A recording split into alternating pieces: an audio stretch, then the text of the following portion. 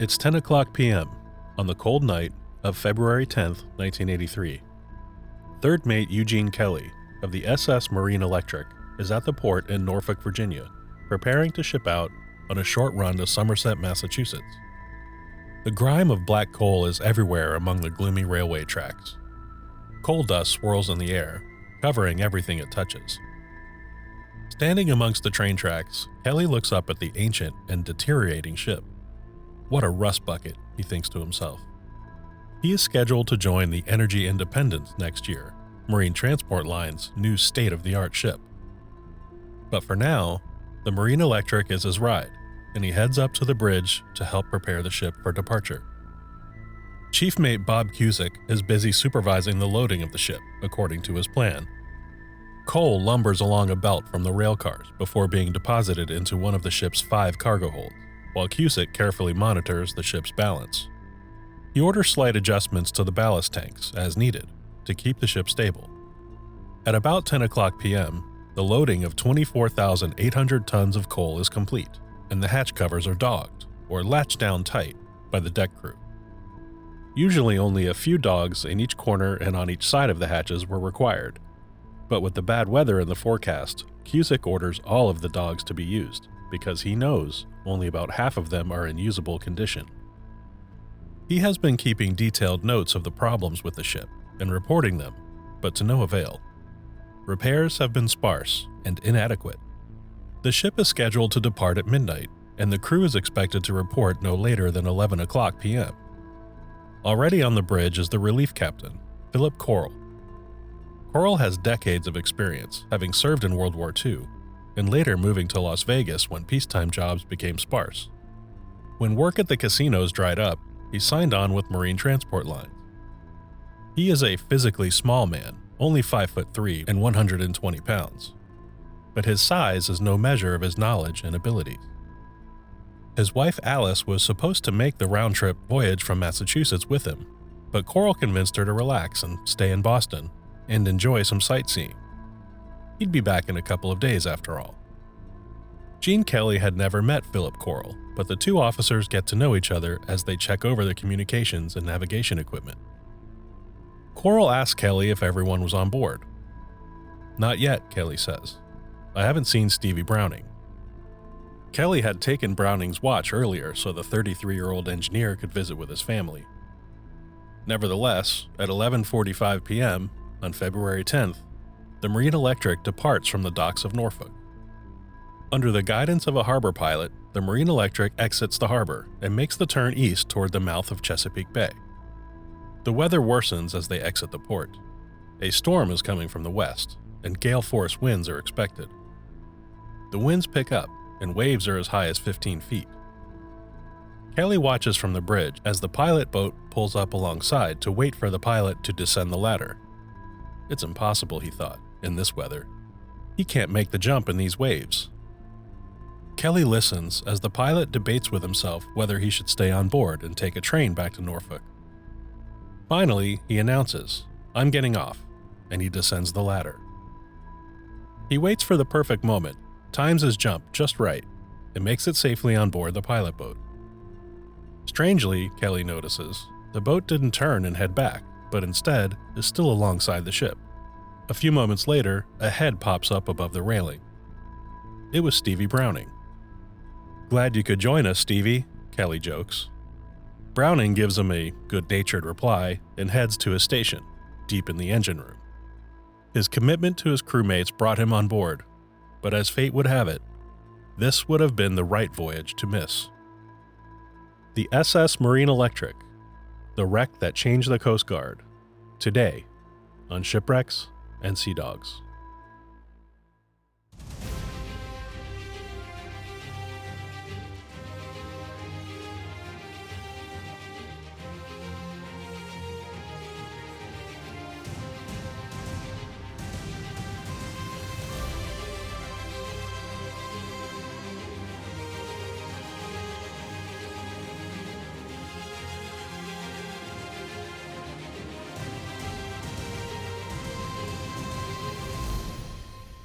Welcome to Shipwrecks and Sea Dogs, Tales of Mishaps, Misfortune, and Misadventure.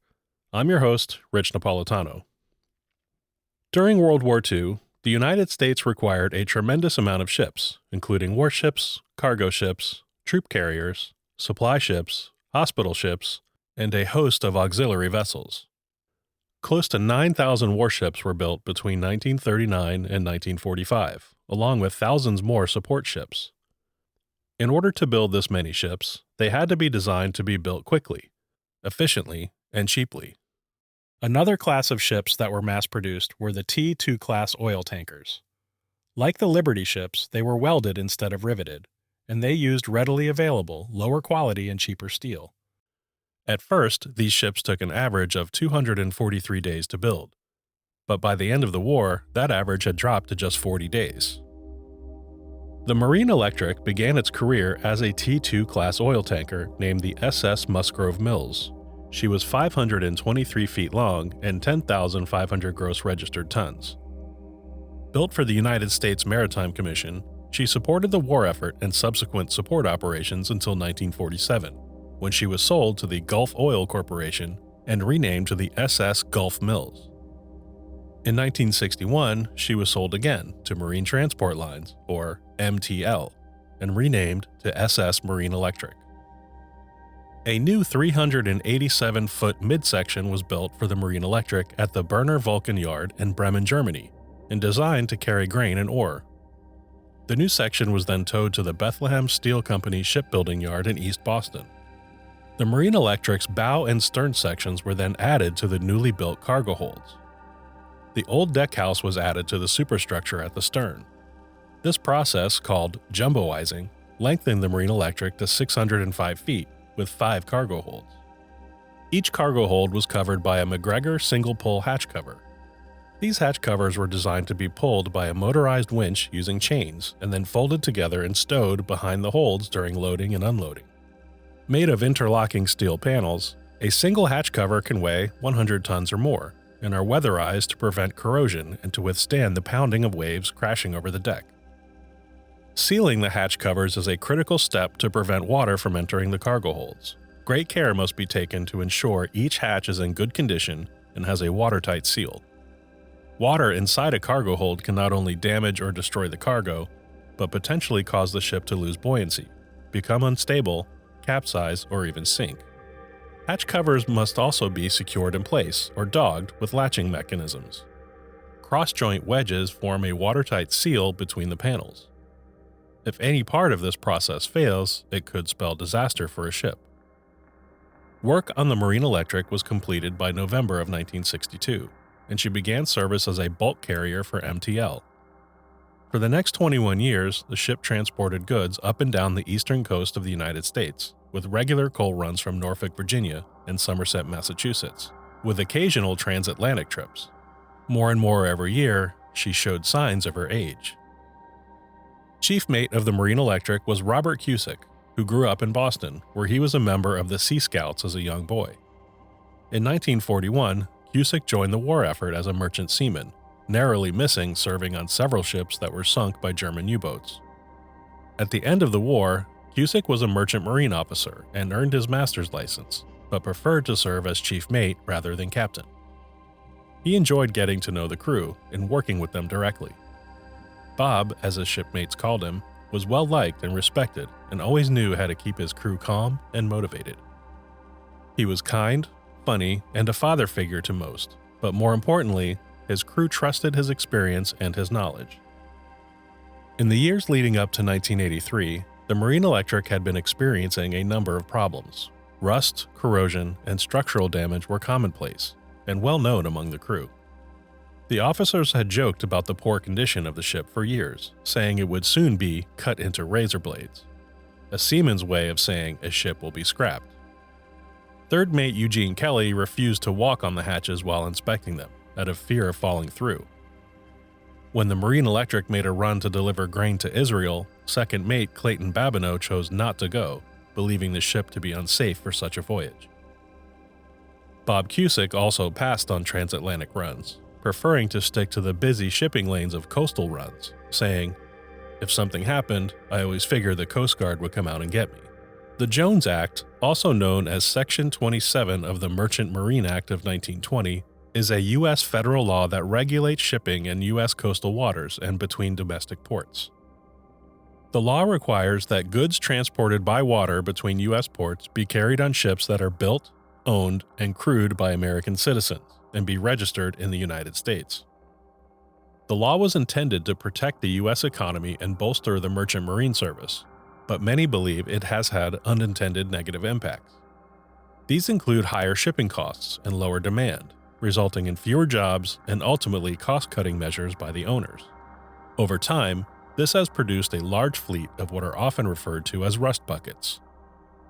Like the cargo vessel El Faro, which sank in 2015, a story you can hear on this podcast, the Marine Electric fell into this category.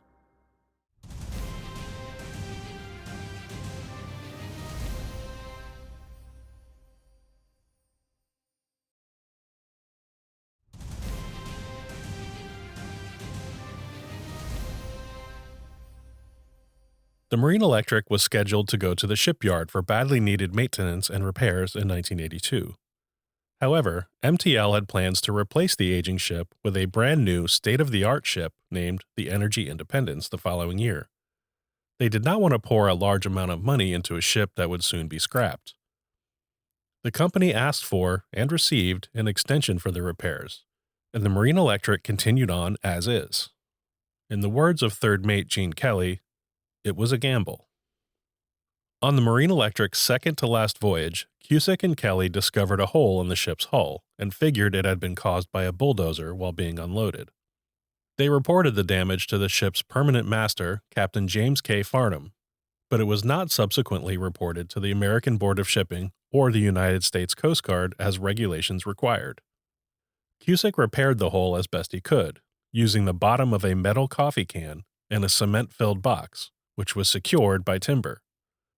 MTL chose to wait to do a permanent repair in order to stay on schedule. Cusick and his crew did whatever they could to patch things up on their deteriorating ship. The use of duct tape and an epoxy glue the crew called Red Hand were not uncommon. Bob Cusick meticulously documented the problems on board with sketches of the thinning and damaged hatch covers, scale buildup, and loose gaskets, and frequently reported them to MTL, but the necessary repairs never materialized. In the early morning hours of February 11, 1983, Captain Coral took the Marine Electric east past the Hampton Roads Bridge Tunnel and into the mouth of the Chesapeake Bay. Strong winds were already making things difficult. Wisely, Bob Cusick had secured the anchors earlier than usual in preparation for the rough seas ahead. When the ship turned north past the southern tip of Virginia, it was met by gale force winds, waves up to 25 feet, and very strong currents.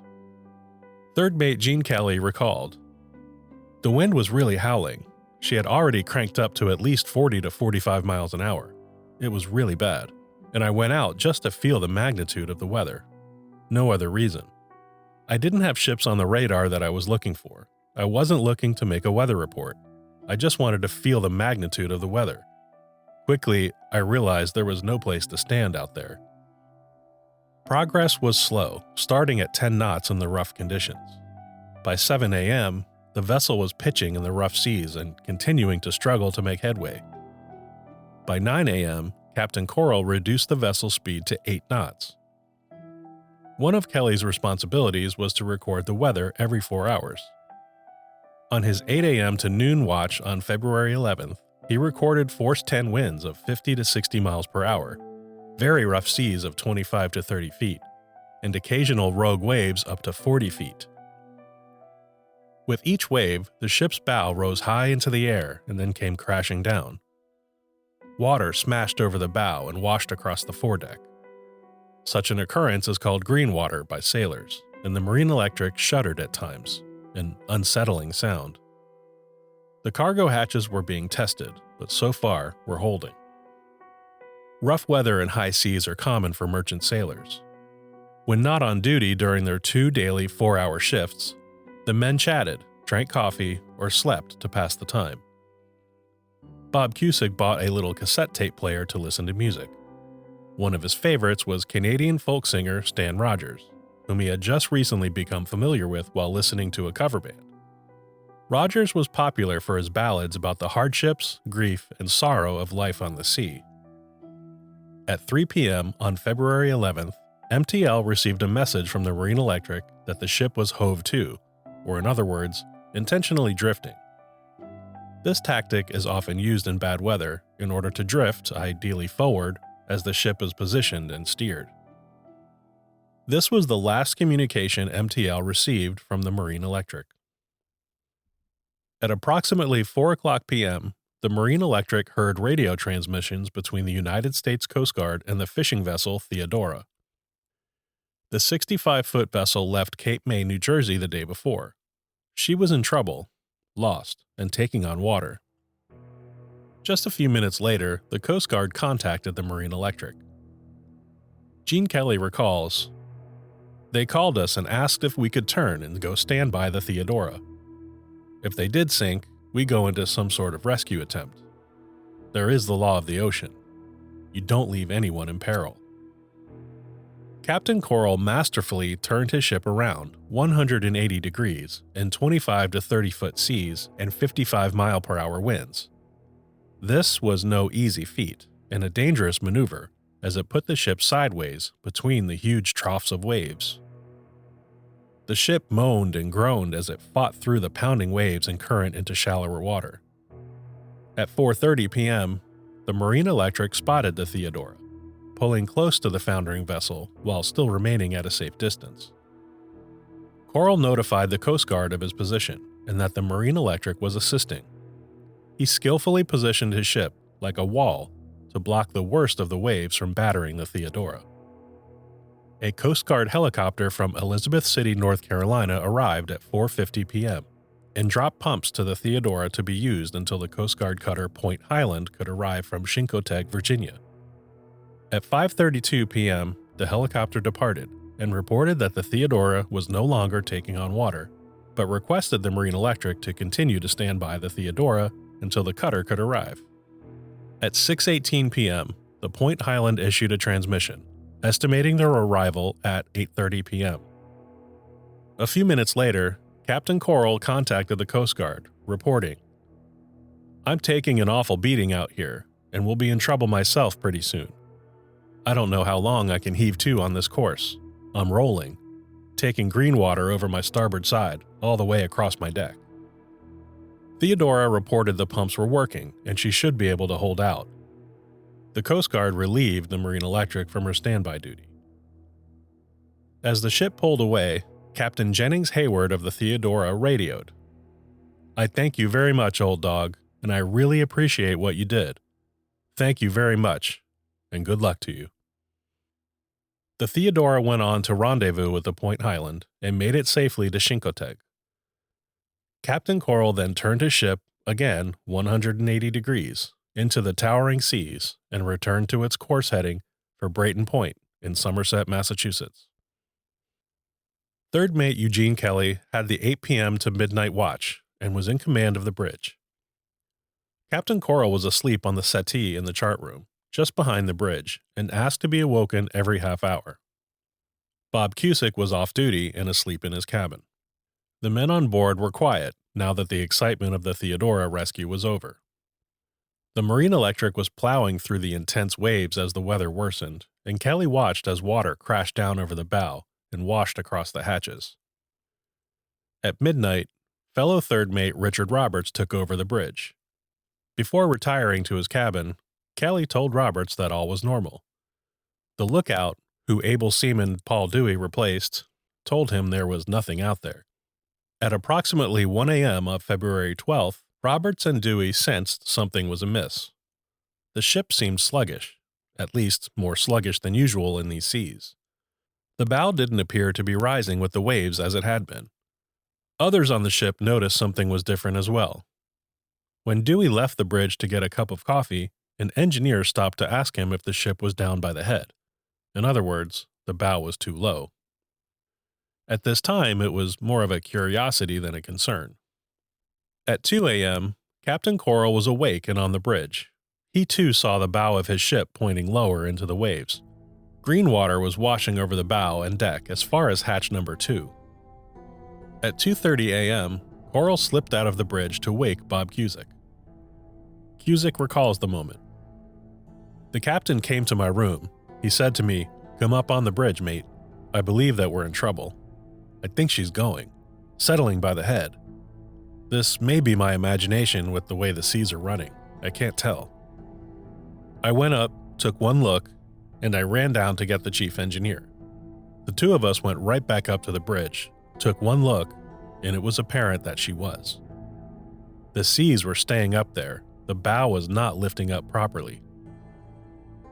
Captain Coral immediately contacted the Coast Guard station in Ocean City, Maryland. "I'm approximately 30 miles from Delaware Bay entrance, and I'm going down by the head. I seem to be taking water forward. I'm a coal carrier, 5-hatch coal carrier. I am loaded with 23,000 tons of coal. I am positively in bad shape. We need someone to come out and give us some assistance if possible. Our problem is, we don't know exactly what our situation is." Following his distress call, Coral ordered the forward pumps engaged, and all officers and crew to get their life jackets and prepare the lifeboats. The engineer switched on the pumps in the forward tanks, but the pumps could not keep up with the amount of water entering. The crew removed the covers from the lifeboats and prepared the life rafts, while Kelly and First Mate Clayton Babineau gathered all available life rings on the deck. If the ship went down, they would float free and provide flotation for those in the water.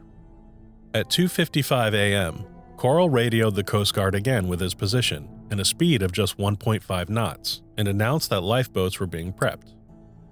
At 3:12 a.m., another message was sent, reporting the Marine Electric was still going down. Coral did not want to issue an abandoned ship order too soon. Abandoning a ship that ends up not sinking would result in him losing his license for sure.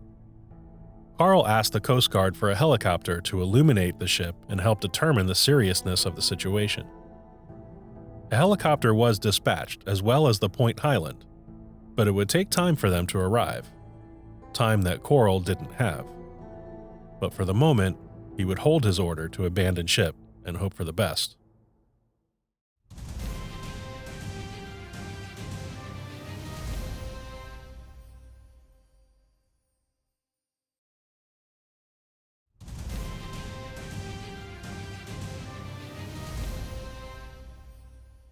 Shortly before 3 a.m., Gene Kelly was startled awake by a knock on his door, and a sailor told him to report to the bridge immediately.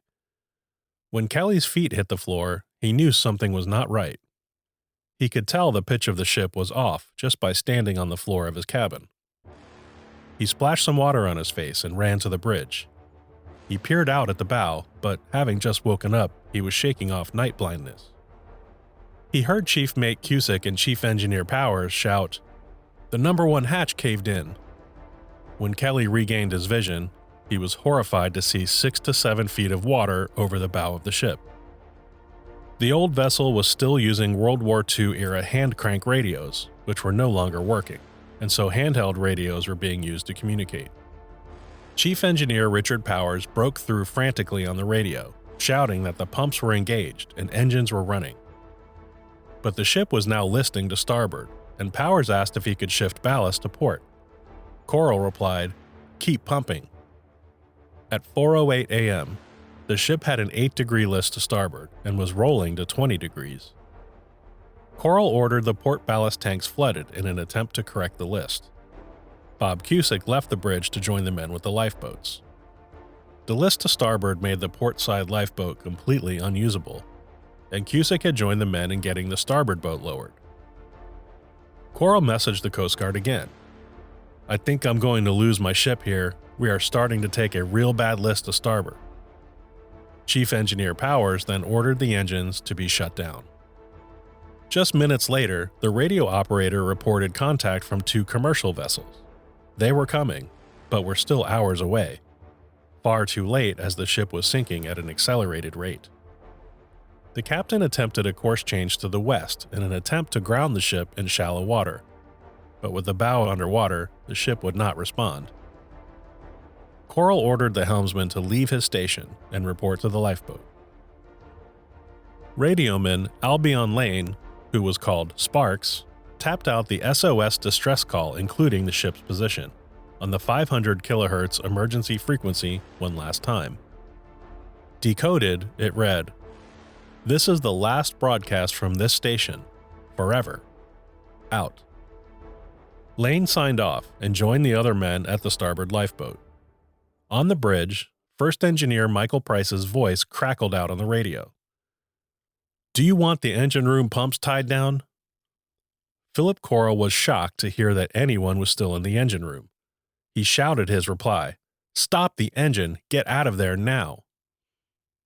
The Coast Guard helicopter was still 30 minutes away, and Corll knew he now had no choice. He was going to lose the ship. At 4:14 a.m., he radioed the Coast Guard. "We are abandoning ship. We are abandoning ship right now." He gave the order, and Third Mate Kelly sounded several short blasts from the ship's whistle to announce the order. Corll took a life jacket and struggled to get it on, its straps getting tangled around his small frame.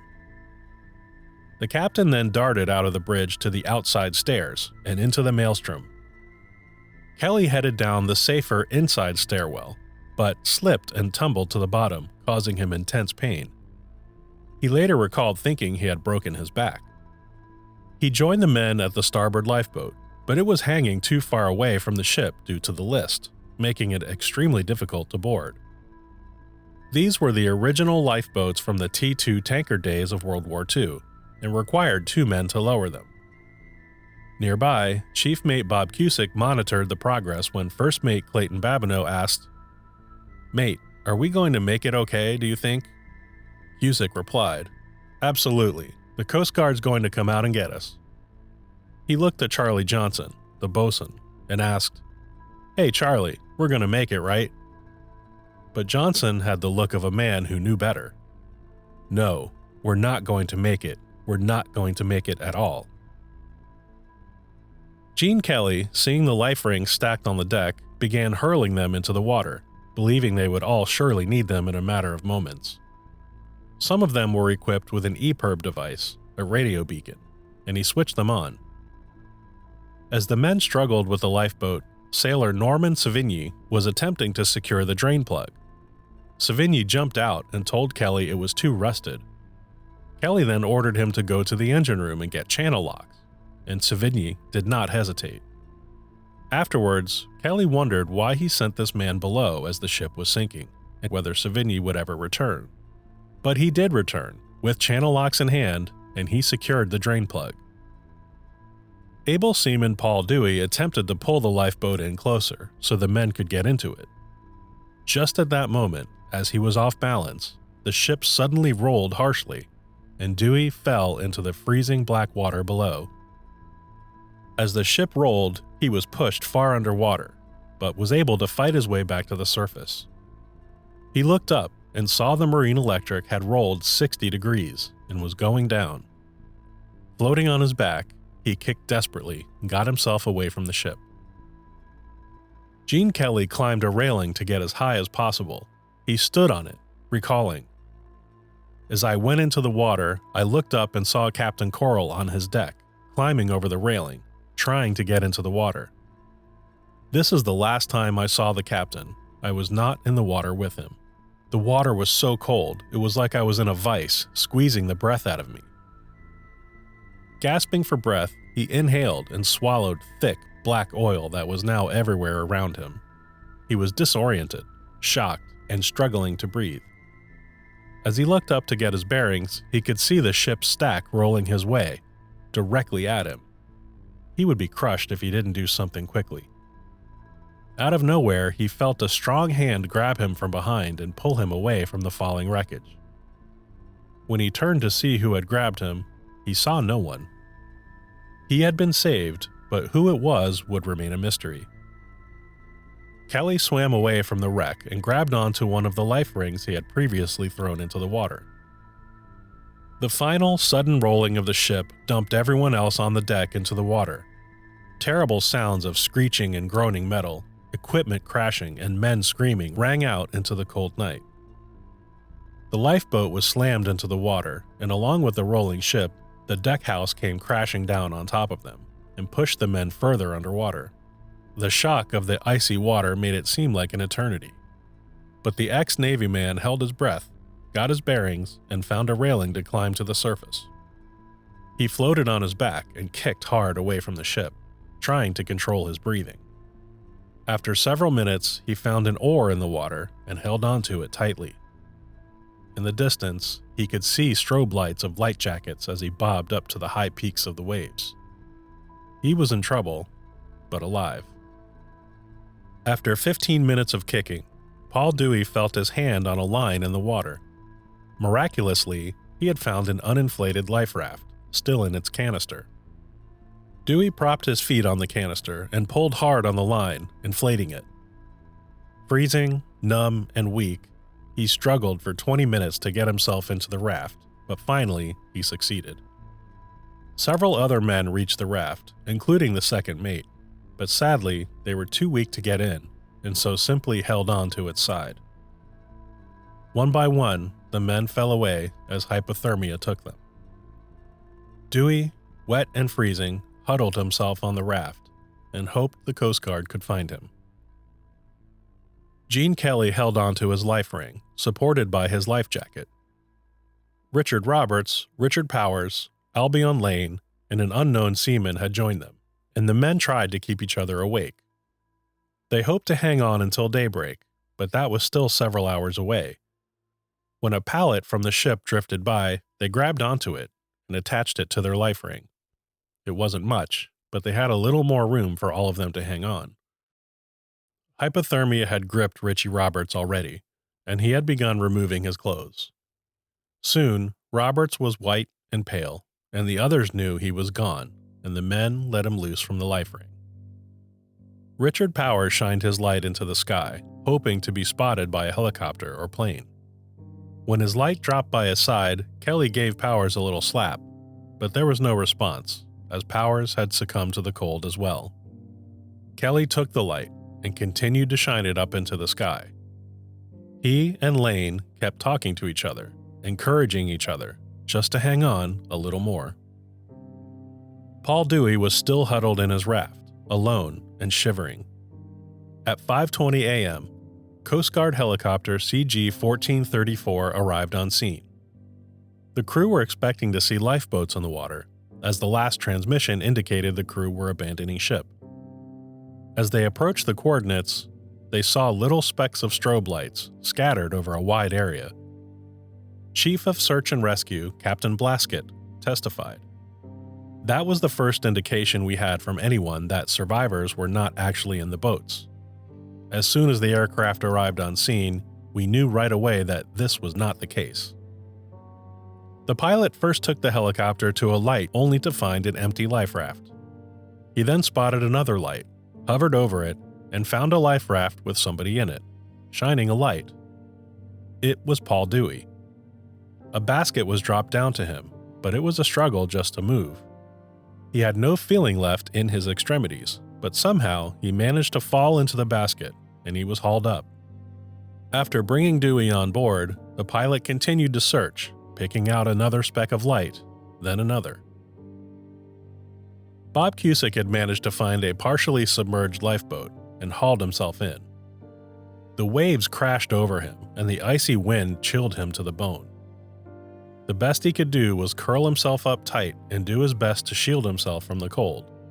His thoughts raced as he tried to focus on his survival.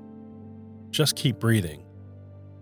He thought of his crew, his family, his friends, and memories before refocusing again to his situation. Suddenly, he began singing, loudly, one of his new favorite tunes by Stan Rogers.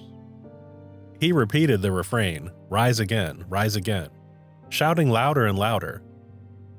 Perhaps hypothermia was getting the better of him, or maybe it was his way of fighting it off. It seemed to him an eternity in his meager protection from the sea, when in the distance he could see the start of dawn, and with it came hope. The Norwegian tanker Baranger had heard the distress calls and had arrived on scene to assist. A lookout on its deck spotted a flash of orange in the water. As the ship approached, they could see it was a half-sunk lifeboat with one man inside. He was alternating between standing and crouching, and, remarkably, it appeared to the lookout as if he was shouting into the wind. The tanker carefully approached, and the crew saw the shivering and haggard Bob Cusick clinging on for life. They dropped nets overboard and prepared to go down to help, but Cusick began waving them off.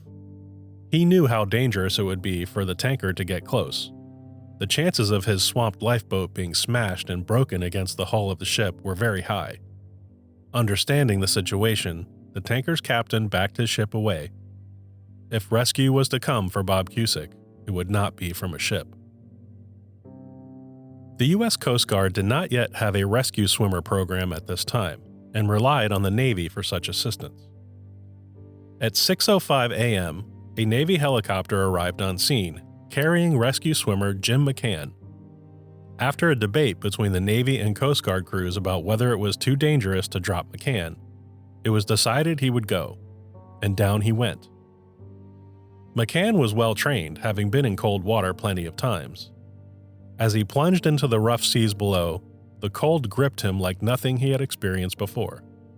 It literally sucked the breath out of him, and he did everything he could to calm himself and control his breathing. After several long and agonizing minutes, he gathered himself. The helicopter dropped its basket, and McCann swam to it and got in. He was flown over the 20-foot swells and then dropped when a man in the water was spotted. McCann hauled them in, one at a time, to be hauled up to the helicopter, before the basket was dropped back down to find another. When a small cluster of men were spotted, McCann was flown over to them, hovering above, ready to retrieve another. Gene Kelly and Albion Lane struggled to stay awake, stay conscious, and keep their grip on the life ring. With his hands and fingers numb, Kelly could hardly hold on to the light he had grabbed from Powers. Somehow he managed to flick the switch on and then off into the sky. Maybe somebody might see him. Out of seemingly nowhere, a helicopter hovered over the men, and Kelly shouted, "Sparks! They're here! Sparks!" But Sparks was not there, having drifted off into the darkness some time earlier. Kelly looked up to see a basket dropping to the water. Salvation was here for him, but he knew he could not swim to it. Knowing he must at least try, he prepared himself, working up the courage and strength to do so. Suddenly from behind, Jim McCann grabbed him, yanked him away from the life ring, and hauled him to the basket. Up Kelly went, delirious and confused. When he was placed inside the helicopter, he saw another man, covered in oil from head to toe. It was Paul Dewey. Kelly, too, was covered in oil, and the two men couldn't recognize each other. 3 other men had been pulled from the water by McCann, but they were not alive. Kelly sobbed and vomited up oil that he had swallowed. Jim McCann was still in the water, and he had lost his mask, which included a light. It was then he realized the helicopter had lost sight of him and was drifting away. If he panicked, he would die, and he knew it. So he focused and remembered his training, and that his mask was attached to a line from his hip. He reeled in his mask, put it on, and made sure the light was pointing upward. Moments later, the helicopter came back towards him. In a remarkable and dangerous twist, so was the tanker Tropic Sun, which had arrived to help. As McCann was launched to the top of the 20-foot swells, he could see the tanker was heading directly for him. And it was close. Too close to stop, and too close to turn. His only chance was to swim away, perpendicular to the ship's path. McCann kicked and fought through the waves. He was cold and struggling to breathe, but still he kicked. The bow of the ship passed by him, and as he was thrust upward on another wave, higher than the deck of the ship, McCann could see a crewman on the deck with a look of shock on his face, watching the Navy swimmer pass by.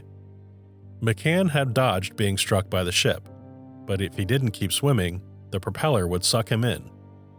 Summoning one more surge of strength, he put more distance between himself and the ship. As it passed by him, the propeller wash swamped over him, but he escaped with his life. He was cold, very cold, and needed to get out of the water soon. Moments later, the helicopter spotted his light, hovered over him, and dropped the basket down. McCann was in rough shape when he boarded the helicopter. Against the pleas of the crew, and after warming himself up again, he insisted on going back down to retrieve more men. Finally, at 6:30 a.m., with McCann exhausted and on the verge of hypothermia, the pilot made the decision to get Gene Kelly and Paul Dewey to a hospital. At 6:37 a.m., the tanker Baranger reported seeing a survivor in a submerged lifeboat. The helicopter was low on fuel, and it would be risky to turn back, but it was a risk they took. At 6:55 a.m., they spotted Chief Mate Bob Cusick clinging to life in his swamped lifeboat. McCann, still weak and exhausted, demanded to go down. Cusick stood motionless, looking up at the helicopter, waiting. The basket was lowered to him, but he was too weak to reach it. His hands were frozen and could not grab onto it. He lunged toward the basket, missing it, and crashed down on his back, almost throwing himself into the sea. He thought to himself again, "The Coast Guard will come and get me." After several attempts, it was clear Cusick would not be able to get himself into the basket. Jim McCann once again risked his own life. "Put me down there now," he screamed. "Put me back in the water." With the fuel gauge showing very close to empty, McCann plunged into the frigid water once again. Fighting through the waves, he grabbed Cusick and put him in the basket. Up went Bob Cusick, then McCann. Instantly, the pilot started for land, hoping they still had the fuel to make it. Bob Cusick was clinging to life and vomiting oil and seawater. 7 dead bodies were now on board, all recovered by Jim McCann. Able seaman Paul Dewey, third mate Gene Kelly, and chief mate Bob Cusick were in very bad shape but still alive. They arrived in Salisbury, Maryland a short time later and were transferred to Peninsula General Hospital. The ships Baranger and Tropic Sun continued to search for survivors. They could see men bobbing up and down in the water with their arms waving in the air. But as they approached, they could see the men were dead, and their arms were flailing from the bobbing motion of the waves. The Coast Guard cutter Point Highland and another Coast Guard helicopter arrived at 6:15 a.m. and began search and rescue operations. However, they would find only deceased crew members, drifting in an area of a half-mile radius from the wreck. USS Seattle and USS Jack Williams arrived on scene shortly after 8 o'clock a.m. to assist, along with a third Coast Guard helicopter CG-1496. The Coast Guard cutter Cherokee arrived at 9 a.m. CG-1496 discovered the overturned Marine Electric drifting helplessly with its bow submerged, and the propeller partly visible at the stern. By 11 a.m., the Marine Electric was no longer visible above the water. At 12:30 p.m., she disappeared completely, and her final position could not be determined. Just 3 of the 34 crewmen survived the sinking of the Marine Electric. 24 bodies were recovered, and 7 were never found, including Captain Philip Coral.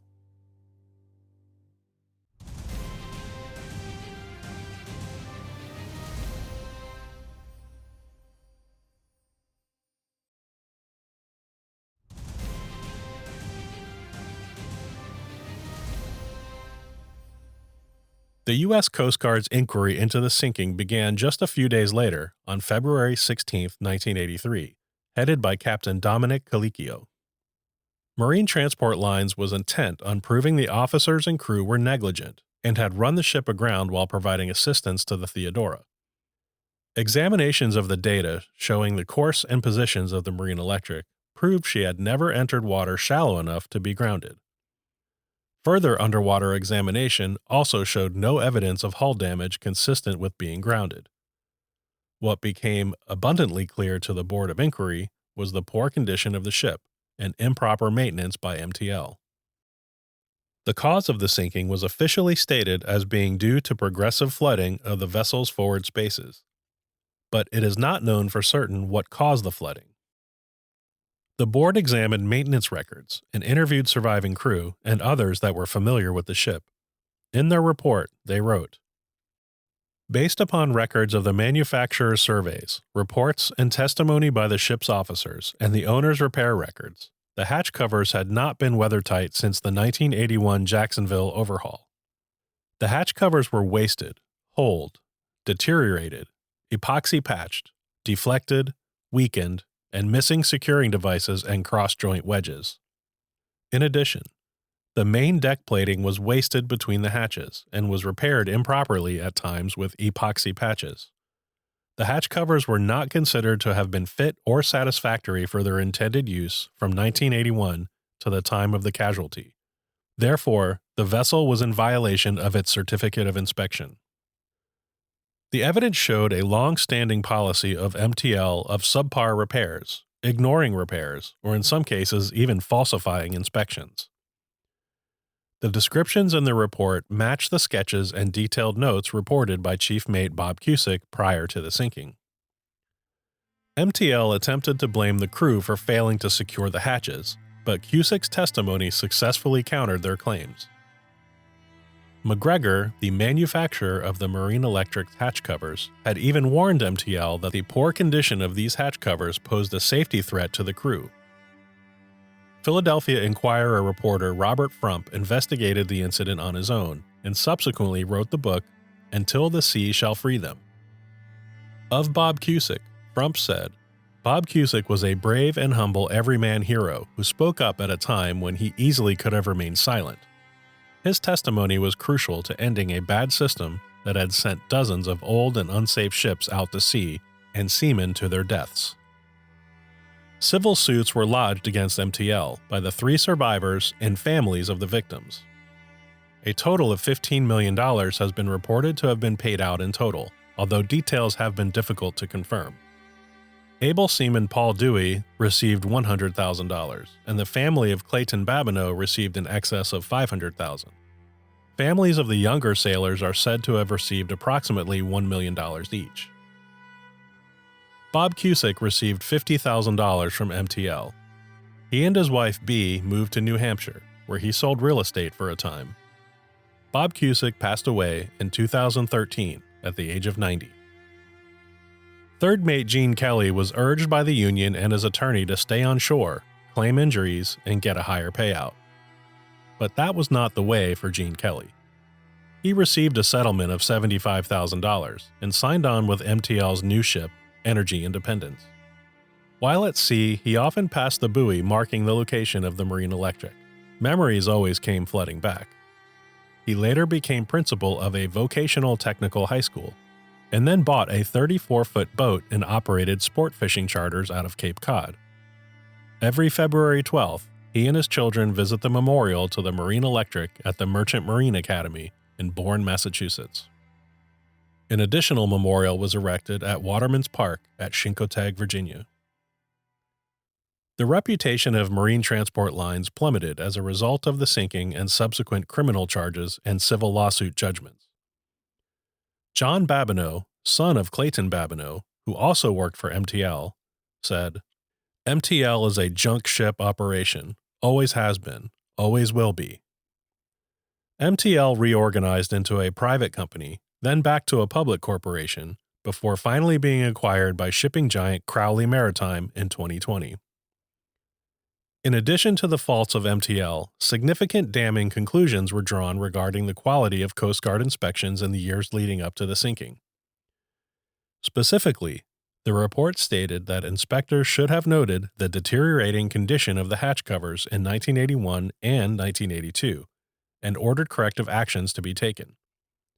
Further inspections of the bilge pumps and lifeboats were also reported as lacking, stating the inspectors who had performed them lacked the experience to evaluate the condition of a ship the size of the Marine Electric. Of particular interest was the role of the American Bureau of Shipping, a private, nonprofit agency who was contracted by the Coast Guard to perform some of its inspections. The board criticized the quality of the inspections and questioned the motives of the agency in general, writing, "ABS surveys and visits are oriented toward protecting the best interest of marine insurance and underwriters, and not for the enforcement of federal safety statutes and regulations. Since the cost of these surveys and visits is borne by the owners or other interested parties, the attending surveyor is subject to the influence of such persons." A total of 13 recommendations were issued by the inquiry's Marine Casualty Report. These recommendations include the discontinued use of private agencies to inspect vessels, and for the Commandant of the Coast Guard to conduct an in-depth review of the entire Coast Guard commercial vessel safety program. In addition, the board recommended the permanent master of the Marine Electric, Captain James K. Farnham, be referred to the U.S. Attorney for prosecution for taking Marine Electric to sea with unseaworthy and improperly repaired hatches and main deck areas. No effective cargo bilge pumping system on numerous occasions, and, on 2 occasions in February 1983, with a hole in its hull. A similar recommendation for prosecution was recommended for MTL's fleet director Joseph Telge, who oversaw the ship's repair and maintenance.